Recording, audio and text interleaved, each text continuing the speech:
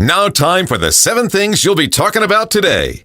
Number 7. Caroline Dobson, the Republican nominee for Alabama's 2nd Congressional District, unveiled her first campaign television commercial last Friday. It focuses on economic issues like high grocery costs and inflation. And in the ad, Dobson criticizes Washington insiders for worsening financial burdens and pledges to tackle inflation and reduce living costs. Now, listen, let me make this as clear as I can. You see what's happening here? She's talking about actual issues impacting Alabamians, Americans. She's discussing things that actually matter. And you know what? That's what we need candidates to be doing. She said, people that I meet in every city, town, and crossroads across the country tell me they're struggling with high cost of grocery and runaway inflation that Shamari figures in his Washington insiders helped create. Great ad. Go check it out at yellowhammernews.com. Number 6. The University of Alabama has reached a milestone. Congratulations to them. I mean, I've been on the campus 2 times in the last 3 weeks. You know, more than most Alabama football fans have been on in their entire life. But anyway, what was I saying? Have reached a milestone, just a joke, guys, with enrollment exceeding 40,000 for the first time, including a record 3,434 first-year students from within the state. You know, one thing about the University of Alabama that I always found interesting is how many out-of-state students were there. And it was a very large portion. I'm a fan of local people going to these schools. You know, people talk about how bad Alabama is, but people sure do want to come to our university, don't they? Anyway, there's a 7.9% increase in in-state freshmen. Overall growth of about 4.7%. So now they're up over 40,000 people, students. That's great. Really great stuff. Number 5. After Vice President Kamala Harris embarrassed herself in an interview with a Pittsburgh TV host where she was exposed as a vapid, empty pantsuit who can only ramble catchphrases poorly, she proposed a policy. Yes, I know, sounds crazy. She had a policy eliminating college degree requirements for certain federal jobs.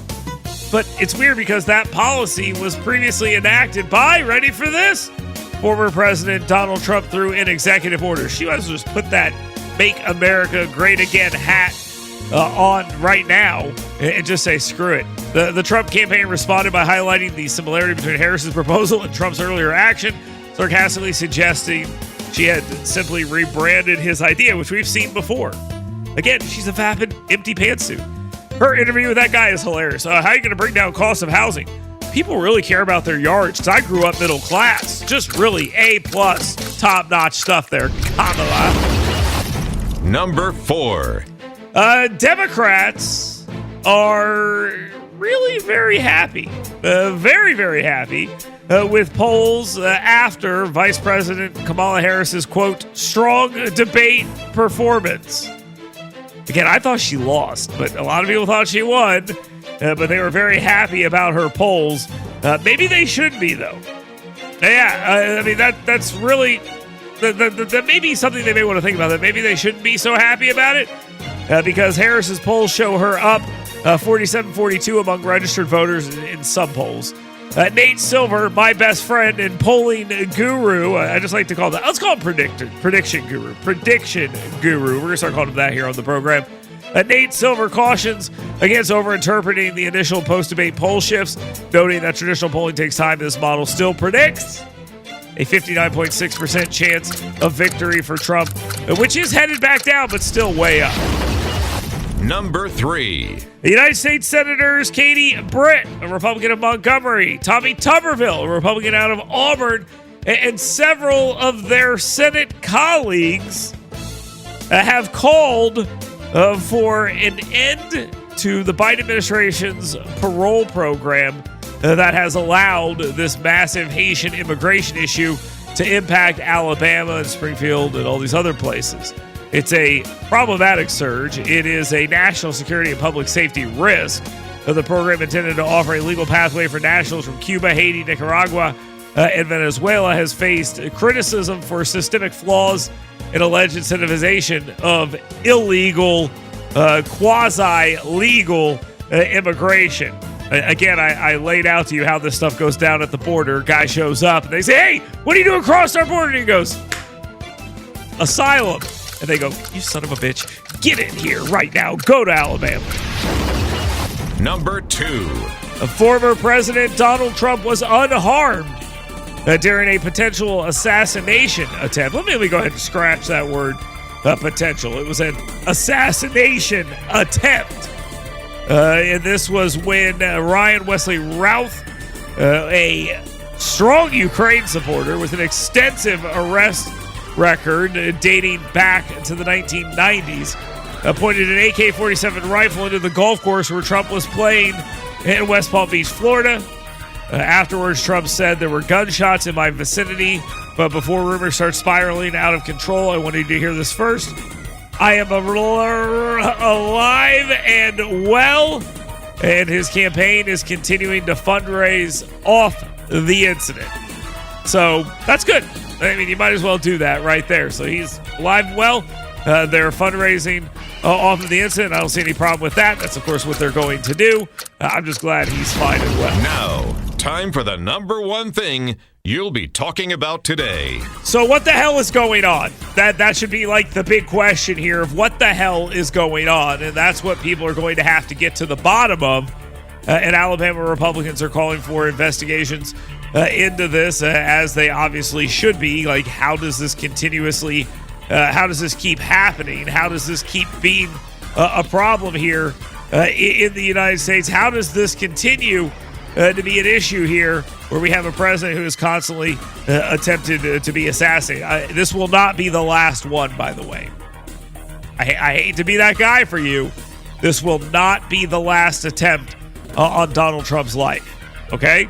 So it is time to make sure, as many lawmakers are calling for, that we increase Donald Trump's security, okay? He's already had 2 assassination attempts. If they end up killing him, this country is going to come apart, okay? And I got to tell you, they got to be smarter about this. Alabama Republicans have responded. Katie Britt said, I'm grateful that the president is safe. Please pray for his family, him, and our nation. Exactly correct. Tommy Tuberville, I'm glad to hear President Trump is safe. Join me in praying for him and our country. Kay Ivey, I'm grateful President Trump is safe following a second assassination attempt. Yet again, an attempt has been made on his life. And like Americans across the country, I'm very concerned. I will continue to pray for his safety and our country. Members of Congress responded as well as they should. Individuals like Dale Strong, my congressman, has responded, and it is time for us to do what we need to do. This is me saying this. This is not a quote here. I'll quote him in a second. It is time for us to do what we need to do to protect the president of the United States. It's time for us to increase his Secret Service protection and make sure we do everything we can to make sure that he is taken care of. As of right now, it seems like we are failing big time on this, and I find that to be just an unconscionable thing. So hopefully we will turn around and do all we can, but every member of Congress has weighed in on this, and every senator. We have the lieutenant governor weighing in as well. We must give all thanks to God that God spared President Donald Trump today from harm today after the Butler shooting. Trump's protection should have been so tight that a mosquito couldn't get close without clearance. President Trump, his family, and our nation must not go through this again. I'm going to tell you this right now. They will go through this again. Okay? I'm just telling you that right now. Be prepared. Be prepared and know that that's going to happen. Also know that you can get involved right here, right now. How? There it is. 866-494-WVNN. 866-494-9866. Jump in there, talk or text. We'll get some of your texts. We'll get some of your thoughts. We'll get some of your phone calls as we continue throughout the morning. You can also email me. You've got mail. Dale at WVNN.com right there as well. We will continue. Stay tuned. Get WVNN's Dale Jackson's 7 Things You Should Be Talking About Today right in your email box every morning. Go to yellowhammernews.com and sign up today.